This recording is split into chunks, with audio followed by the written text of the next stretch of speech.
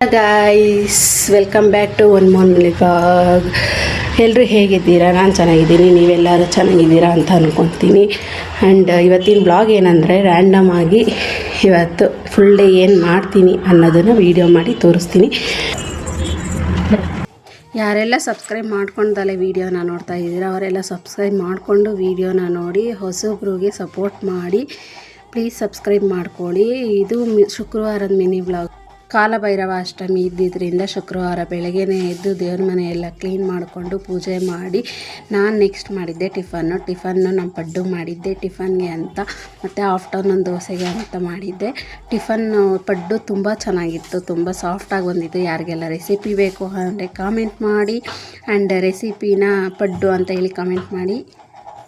ನಾನು ಟಿಫನ್ ಮಾಡಿಕೊಂಡು ನೆಕ್ಸ್ಟ್ ನಾನು ಹೋಗಿದ್ದೆ ನಮ್ಮ ಶಾಪು ಹೋಗಿಬಿಟ್ಟು ಈವ್ನಿಂಗು 7:30 ಹಂಗೆ ಬಂದು ನನ್ನ ಮಗಳ ಜೊತೆ ಹಾಫ್ ಆನ್ ಅವರ್ ಆಟ ಆಡ್ಕೊತಾ ಇದ್ದರೆ ಅವಳು ತುಂಬ ಖುಷಿ ಪಡ್ತಾಳೆ.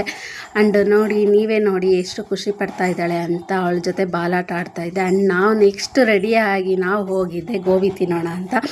ಗೋಬಿ ಸ್ಪಾಟು ನಮ್ಮ ಮನೆ ಪಕ್ಕದಲ್ಲೇ ಇದೆ. ಒಂದು 10 ಮಿನಿಟ್ಸ್ ಅಷ್ಟೇ ವಾಕಬಲ್ ಡಿಸ್ಟೆನ್ಸ್. ಆ್ಯಂಡ್ ನಮ್ಮ ಮನೆ ಫ್ರೆಂಡ್ ಒಬ್ಬರು ಫೋನ್ ಮಾಡಿದ್ರು, ನಮ್ಮ ಚಿಕ್ಕಪ್ಪನ ಬರ್ತಡೇ ಇದೆ ಬನ್ನಿಬ್ರು ಅಂತ. ಅವ್ರು ನಮ್ಗೆ ತುಂಬ ಪರಿಚಯ ಇದ್ದಾರೆ.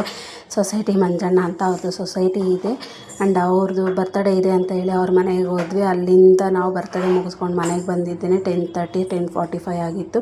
ಆ್ಯಂಡ್ ಅವತ್ತಿನ ಮಿನಿ ವ್ಲಾಗ್ ಅಷ್ಟೇ. Thank you, bye.